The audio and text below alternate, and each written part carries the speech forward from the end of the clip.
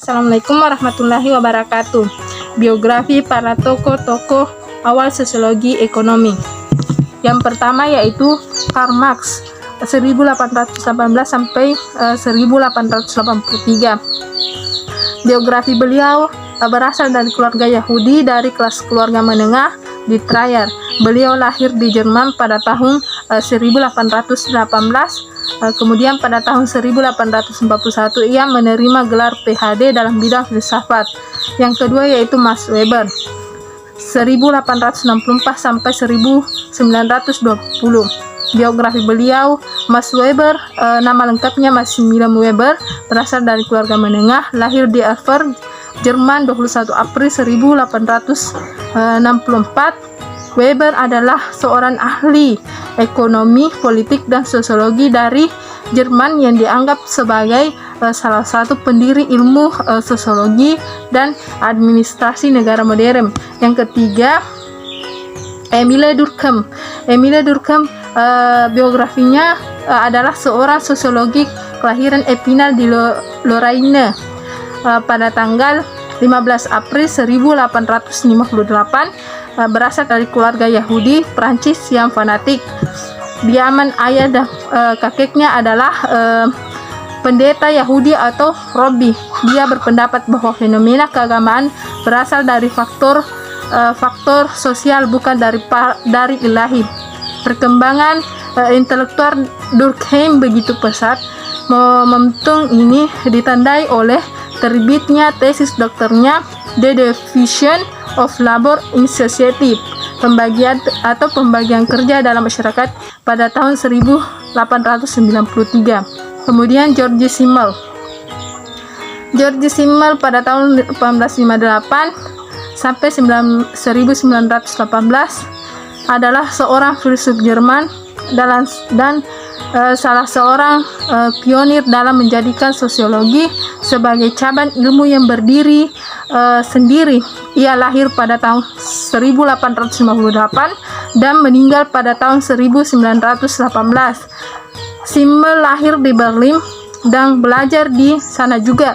Ia memasuki Universitas Berlin pada tahun 1876. Ia mempelajari psikologi, sejarah, filsafat, dan bahasa Italia. Teori-teori sosial menurut Karl Marx. Yang pertama, teori dialektika. Gagasan dasarnya adalah arti penting kontradiksi. Ada dua pertentangan kelas, yaitu kelas yang memiliki dan menguasai alat produksi dan kelas yang tidak memiliki dan menguasai alat produksi. Hal tersebut akan terus terjadi sampai terbentuk masyarakat utopia atau masyarakat sosialis dan komunis. Marx tidak percaya bahwa kontradiksi-kontradiksi ini bisa dipecahkan di dalam pemahaman atau pemikiran, tapi oleh perjuangan hidup dan mati demi mengubah dunia sosial, karena kontradiksi ini benar-benar ada melalui metode khusus. Yang kedua, dinamika perubahan sosial. Karl Marx berpendapat bahwa perubahan sosial adalah perubahan yang terjadi karena perkembangan teknologi atau kekuatan produktif dalam hubungan antar kelas-kelas sosial yang berubah. Berubah dan berkembangnya masyarakat ditentukan oleh caranya memproduksi barang-barang material yang ditentukan oleh tenaga produktif. Yang ketiga adalah teori kelas. Marx tidak pernah mendefinisikan apa yang dimaksud dengan istilah kelas, seolah-olah sudah jelas dengan sendirinya. Selanjutnya, pemilikan pribadi atas alat produksi menjadi dasar utama pembagian masyarakat dalam kelas, sehingga dalam setiap masyarakat terdapat kelas-kelas yang berkuasa dan kelas-kelas yang dikuasai. Teori yang terakhir adalah teori alienasi. Alienasi sebagai bentuk penyelewengan hubungan antar kerja dan sifat dasar manusia akibat kapitalisme.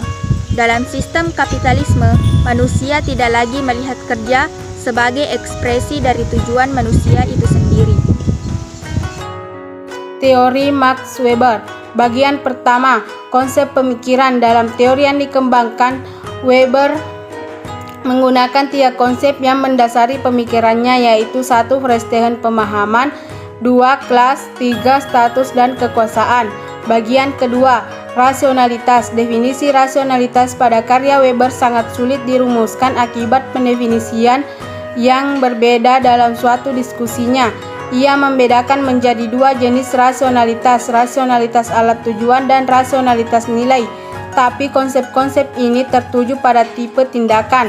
Bagian ketiga, teori tindakan. 1. Tindakan rasionalitas instrumental. 2. Tindakan rasional nilai. 3. Tindakan efektif atau tindakan yang dipengaruhi emosi. 4. Tindakan tradisional atau tindakan karena kebiasaan. Bagian keempat, kapitalisme dan agama. Kapitalisme harus mengandung aspek kunci yakni rasionalisasi. Sistem kapitalisme yang rasional menurut Weber adalah sistem yang menggunakan perhitungan akuntansi, yaitu sistem yang menghitung pengeluaran dan pemasukan dengan sistem perhitungan berdasarkan tata pembukuan modern. Kapitalisme yang rasional harus mengandung beberapa komponen. Pertama, sistem perhitungan pengeluaran dan pemasukan berdasarkan pembukuan yang modern. Kedua, tenaga kerja yang bebas dan bisa berpindah dari satu tempat kerja ke tempat kerja lainnya. Ketiga, adanya pengakuan pada hak milik pribadi. Keempat, pasar perdagangan tidak dibatasi oleh aturan-aturan yang tidak rasional.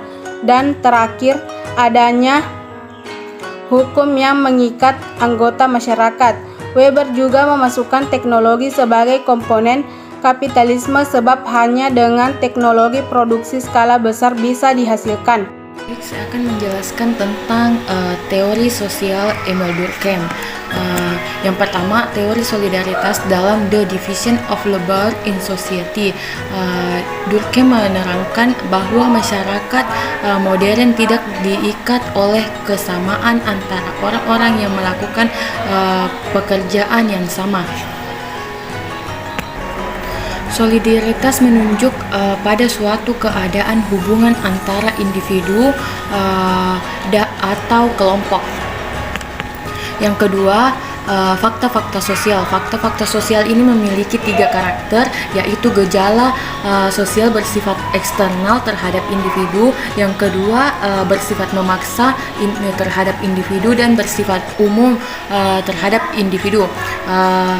Adapun fakta-fakta sosial ini terbagi 2 tipe. Yang pertama, fakta sosial material dan fakta non-material. Yang ketiga, teori bunuh diri. Nah, di teori bunuh diri, Durkheim menggunakan 2 cara saling berhubungan untuk mengevaluasi angka bunuh diri. Yang pertama, membandingkan suatu tipe. Yang kedua, melihat perubahan angka bunuh diri. Selanjutnya, teori tentang agama. Nah, menurut Durkheim mengulas tentang sifat-sifat, sumber, bentuk-bentuk, akibat, dan variasi agama dari sudut pandang sosiologis. Nah, menurut Durkheim, agama berasal dari masyarakat itu sendiri. Nah, itulah materi saya lempar kepada teman saya. Bismillahirrahmanirrahim. Baik, di sini saya akan memaparkan sedikit teori tentang Georg Simmel 1958 sampai 1918. Teori sosial. Yang pertama itu metodologi.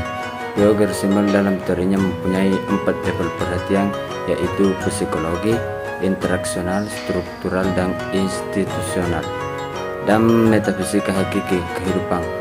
Perhatian terhadap beragamnya level realitas sosial ini tercermin dalam definisi Simmel tentang 3 wilayah masalah dalam sosiologi. Wilayah pertama yaitu sosiologi murni, mengkombinasikan variabel sosiologi dengan bentuk-bentuk interaksi. Kemudian wilayah kedua yaitu sosiologi umum yang membahas produk sosial dan kultural sejarah manusia. Selanjutnya itu wilayah ketiga yaitu sosiologi filosofi yang di dalamnya membahas tentang pandangannya mengenai hakikat dasar dan takdir yang tak dapat ditolak manusia. Kemudian poin kedua yaitu kesadaran individu.